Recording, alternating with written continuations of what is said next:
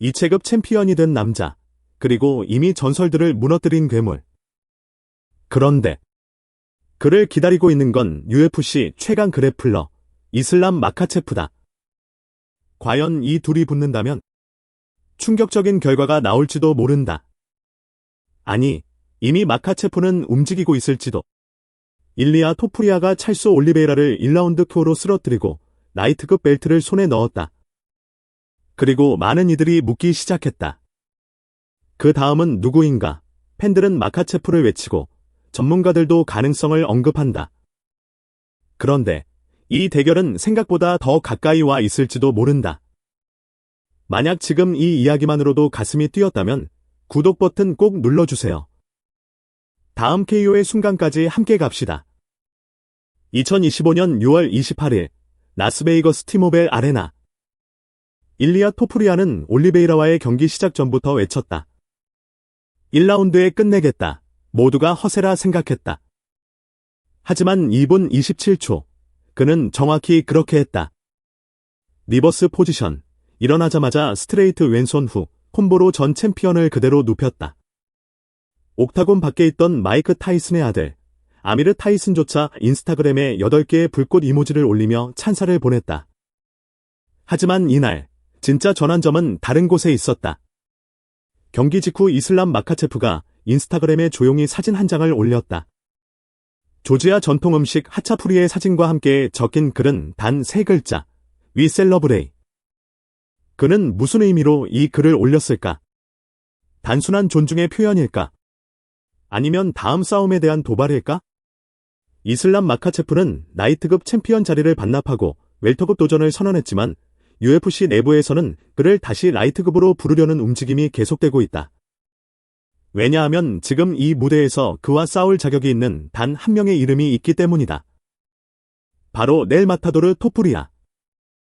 이미 알렉산더 볼카노프스키, 맥스 할로웨이, 그리고 올리베이라를 연달아 쓰러뜨린 그는 이제 UFC 역사상 가장 무자비한 챔피언 중 한 명으로 평가받고 있다. 더스틴 포이리에는 최근 인터뷰에서 이렇게 말했다. 이슬람은 분명 크다. 사이즈 차이는 있을 거다. 하지만 토프리아는 암살자다. 145에서 170까지 누구든지 KO시킬 수 있다. 포이리에는 크기의 차이는 있지만 토프리아의 파괴력을 절대 과소평가해서는 안 된다고 강조했다. 하지만 토프리아 본인은 아직 조심스러운 입장이다. 기자회견에서 그는 UFC와 이야기한 내용을 보면 마카체프와의 경기가 당장은 현실적이지 않다고 말했다. 동시에 전화가 와서 이슬람과 붙자고 하면 나는 당장 준비돼 있다고도 했다. 그의 발언은 확신과 여지를 동시에 내포하고 있었다. 그리고 그 여지는 팬들 사이에서 불씨처럼 번지고 있다. 이 이야기에는 또 다른 키 플레이어가 있다. 하비에르 멘데즈, 팀 하빕의 수장이자 마카체프의 코치다. 그는 토프리아의 KO 승리에 대해 놀라움을 표하면서도 이렇게 말했다. 아르만 사루키아는 토프리아에게 가장 큰 위협이 될 수 있다. 그 누구보다도 레슬링 싸움을 걸어올 거니까. 그는 덧붙였다. 그가 찰스를 공중에서 포지션을 바꿔버린 건 진짜 인상적이었다. 그런데 그걸 아르만 상대로도 할 수 있을까? 그리고 여기에 또 한 명의 이름이 등장한다. 패디 핀블렛. 토프리아는 이미 핀블렛과의 신경전을 여러 번 보여줬고 팬들 사이에서는 영국 vs 스페인이라는 지역적 자존심 싸움으로 번지고 있다. 하지만 대부분의 전문가들은 이렇게 말한다. 진짜 다음 상대는 마카체프밖에 없다. 흥미로운 점은 마카체프가 아직 이 싸움을 공식적으로 언급하지 않았다는 것이다. 하지만 그의 위 셀러브레이트라는 말에는 많은 상징이 담겨있다. 조용한 인정일 수도 있고 조지아 국민에게 보내는 신호일 수도 있다. 혹은 도전장을 이미 받아들였다는 무언의 약속일지도. 그렇다면 이 싸움이 실제로 벌어진다면 어떻게 될까? 토프리아는 확실히 폭발적이고 상대의 흐름을 빠르게 무너뜨리는 데 능하다. 반면 마카체프는 가장 체계적인 그래플링 기반 파이터다. 사이즈, 리치, 케이지 컨트롤은 마카체프가 앞설 수 있다. 하지만 속도, 파괴력, 정확성은 토프리아의 무기다. 격투 팬들 사이에서는 벌써부터 시뮬레이션과 예측이 넘쳐난다. 또한 UFC 내에서도 이 경기에 대한 수요는 이미 폭발적이다. 티모벨 아레나에서 19,800명이 운집했던 UFC 317. 반면 제이크 폴 버즈 차베즈 주니어 경기는 게이트 수입은 높았지만 관중 수는 밝혀지지 않았다. 팬들은 선택했다. 그리고 아미르 타이슨도, 이슬람 마카체프도, 그리고 전 세계의 격투기 팬들도 토프리아의 KO 승리에 열광했다. 다음은 과연 마카체프일까? 아니면 또 다른 이름이 등장할까?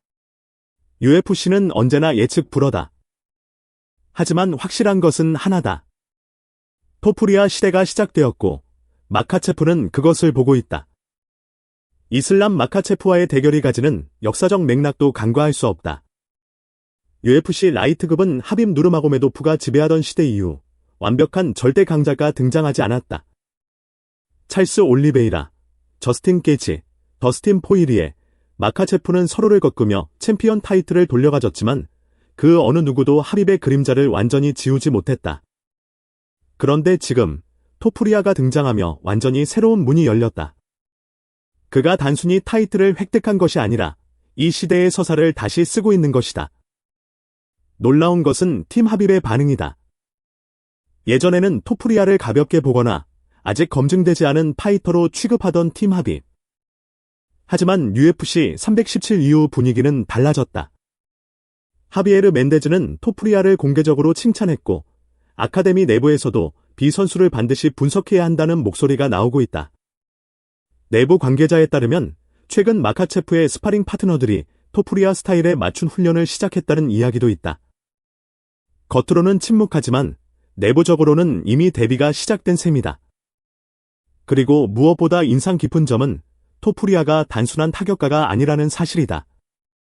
많은 이들은 그를 KO 머신으로 기억하지만 그의 격투기 출발점은 레슬링이었다.